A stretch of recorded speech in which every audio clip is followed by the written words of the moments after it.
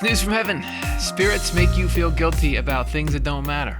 So stop worrying about them. Great to have you here today. Today we are going to dive into the spiritual underpinnings for a great secret of our consciousness, and hopefully from that take a practical tool that we can use every day to lighten the load a little bit. We'll be looking in Swedenborg's book, Secrets of Heaven.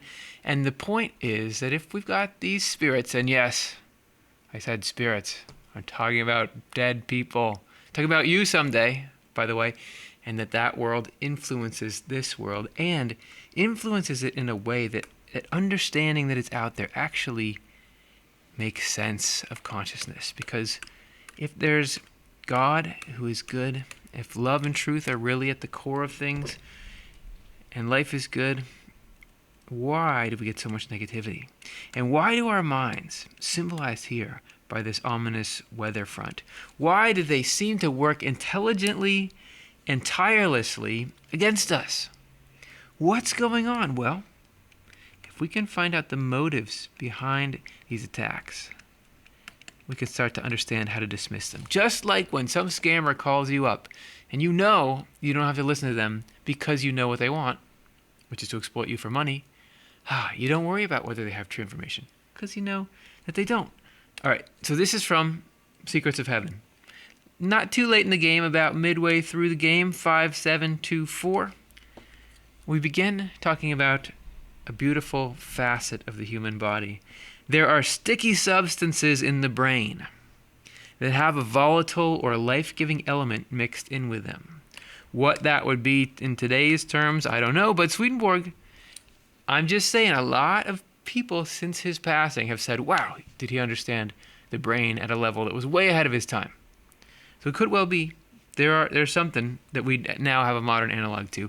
I don't know. What makes you think that I know anything? These sticky substances, purged from the blood, are discharged between the meninges first and then between the fibers.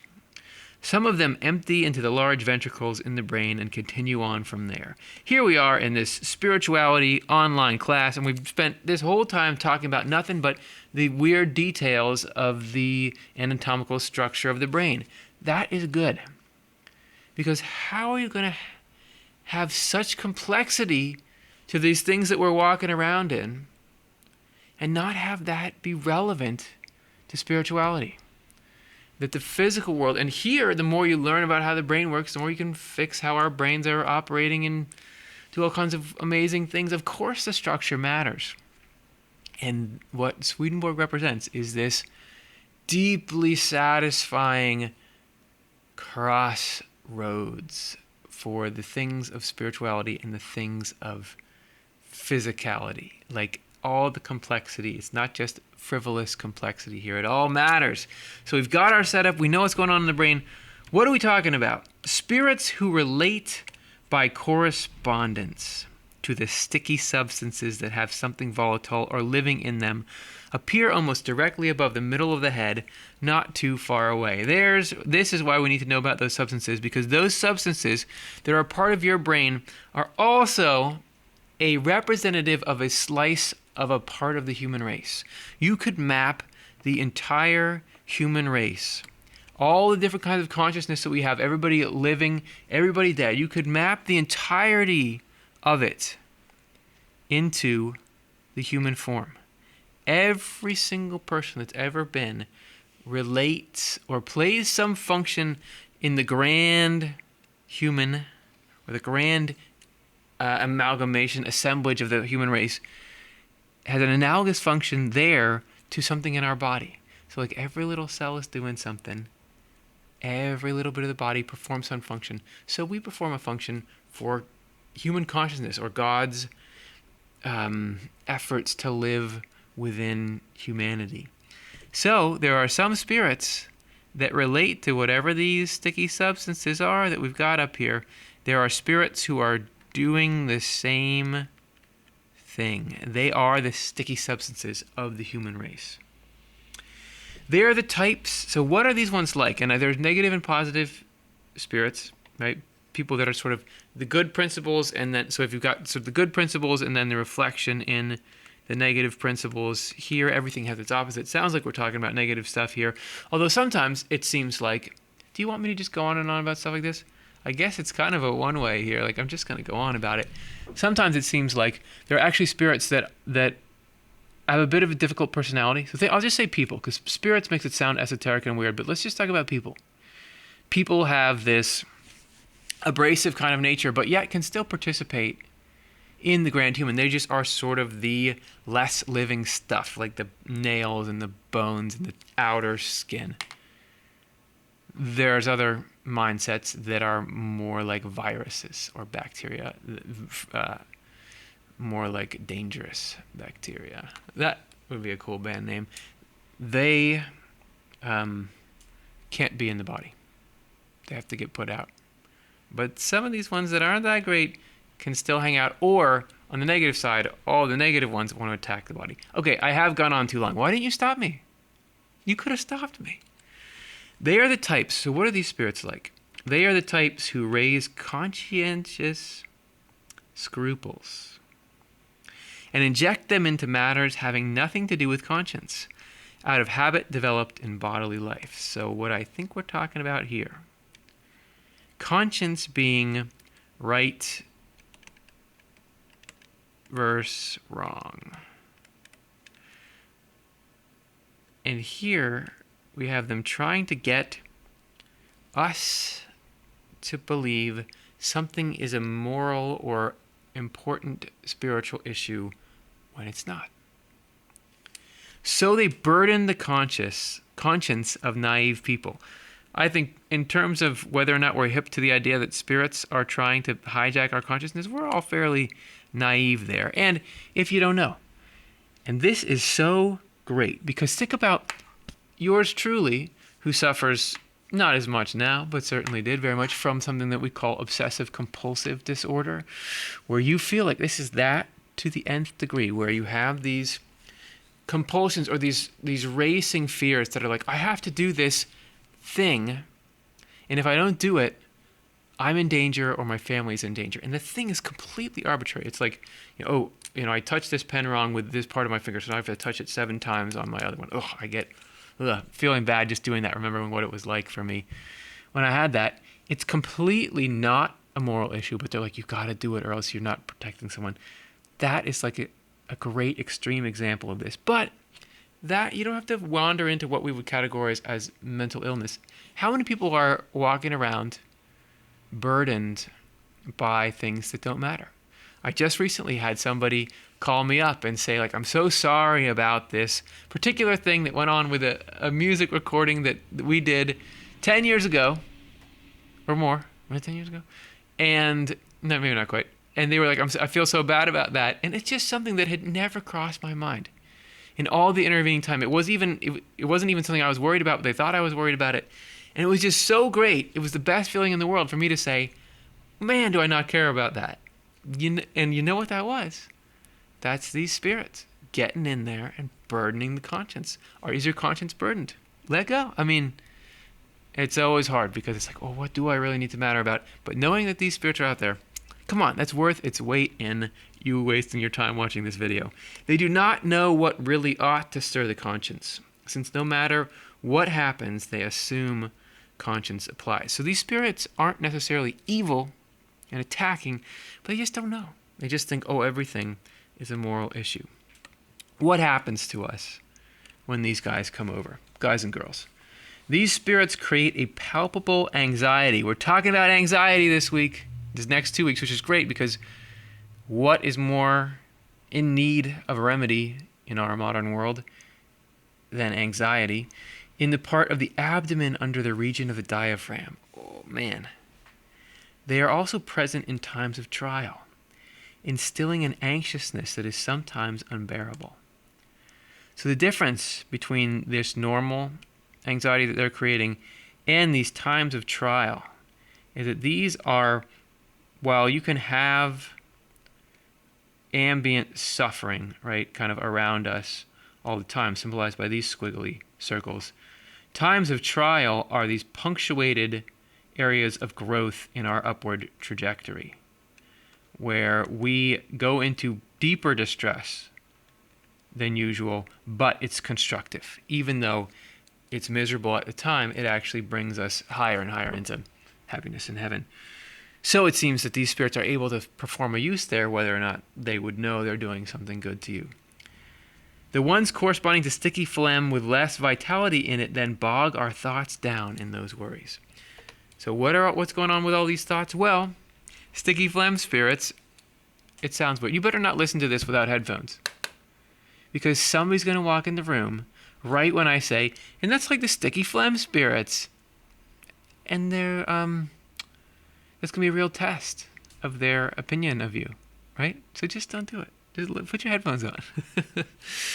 These, in all seriousness, the idea that there are these outside factors bogging down your consciousness and doing so with intent and doing so outside of you provides a freedom that nothing else can possibly match. The only thing you can really equivocate it to is organizations and things in this world that will try through advertisements or through persuasive publications or media to force you to try to get you afraid of something because they want something out of you, right? And to understand this fear is artificial.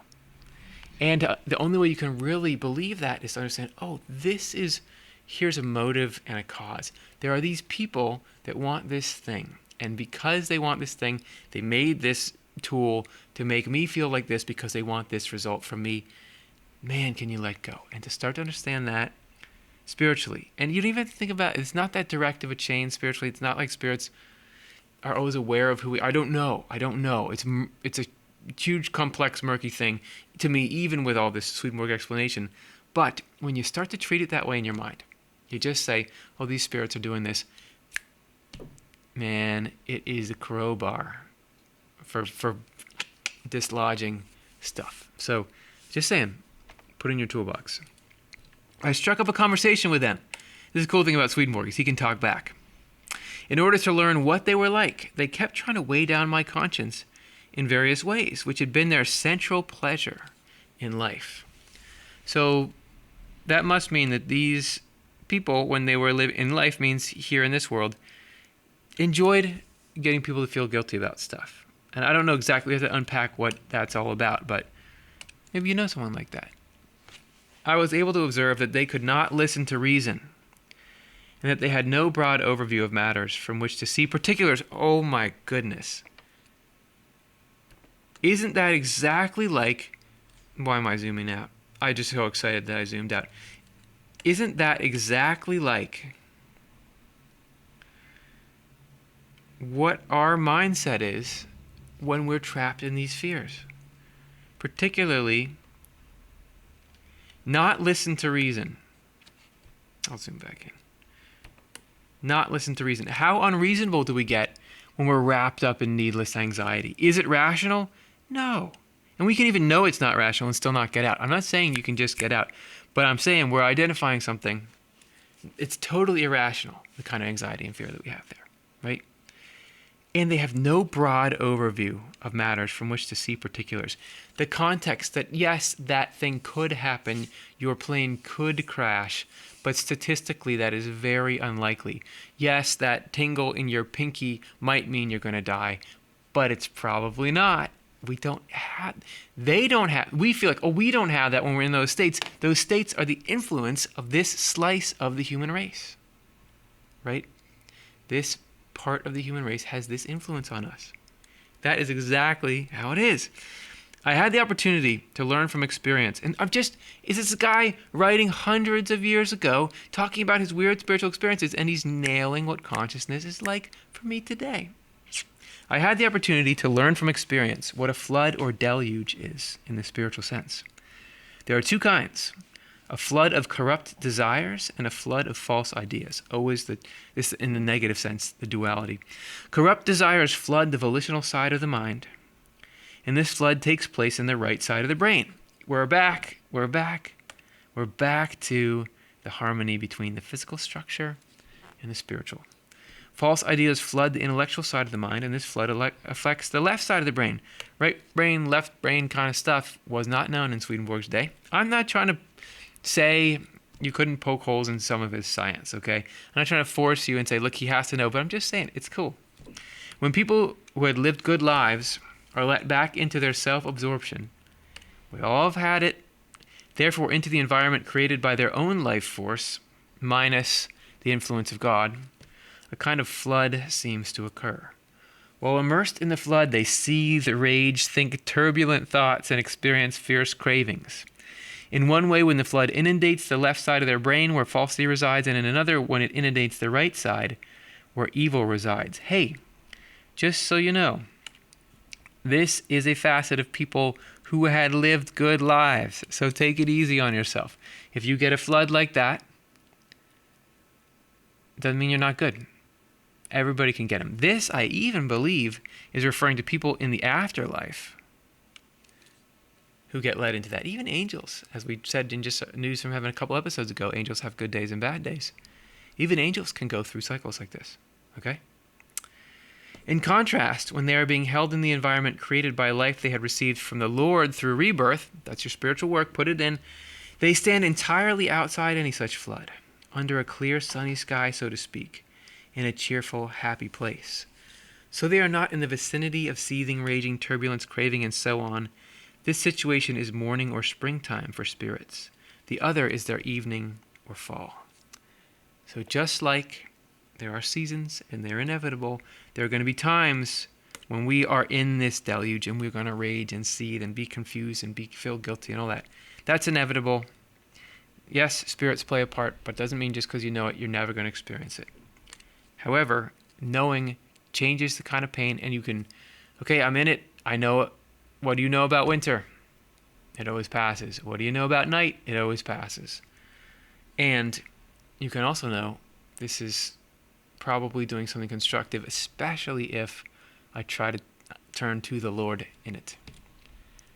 Again, Swedenborg said that is the way that you make progress and things like that, is to have it somehow teach you something about your dependence on God, or the reality of the help that can come from God, or just the fact that you're not in control of your life. That's an easy one. I mean, that's a much easier one to get when you're in something like that. Knowing that, living by, continuing to believe that, lets us more and more often into springtime. When all this guilt, when you realize, no, the person you're worried about was worrying about it, wasn't worrying about it, or even if they were, it's not worth worrying about because it's fine. All that starts to dissipate. And we start to, all we're doing, we're not putting some artificial rose-colored glasses over things. All we're doing, sorry, that's a little glitch, I can't get rid of it, but that's fine, a little cloud there. All we're doing is seeing the sky as it really is. This is when the actual sunlight gets to us, right? And there's times, I like the way he's describing it there, it's like the deluge is still there, right? You may even be able to observe it. Swedenborg didn't get to a place where he was never being surrounded by evil spirits, which would be negative states of mind, same thing. He just wasn't bothered by them. And that's the place we can get to. And that's the news from heaven. So, remember, take it out into your life. Not everything you feel guilty about is true. And there is a much bigger, better process going on. Don't worry about a couple of little spirits. I hope you enjoyed that. Leave a comment if you did. We'd love to hear from you and know the efficacy of these kinds of tools we're putting out. Hey, can I ask you a big favor? Would you donate to support our program so we are not-for-profit? I mean, what corporate force would be behind this sort of stuff? So we need people to contribute. Go to otle.causevox.com. Make a little donation. Make a $2 recurring donation, something like that. That helps. And right now we have a 2-to-1 match, so your money goes twice as far. That's much appreciated. Thanks to everyone who has done that. And thank you to all of you for watching this. I really enjoyed talking for 20-something minutes, and I hope you enjoyed listening. Hope it's a boon to your day and to your week. You're cool. See ya.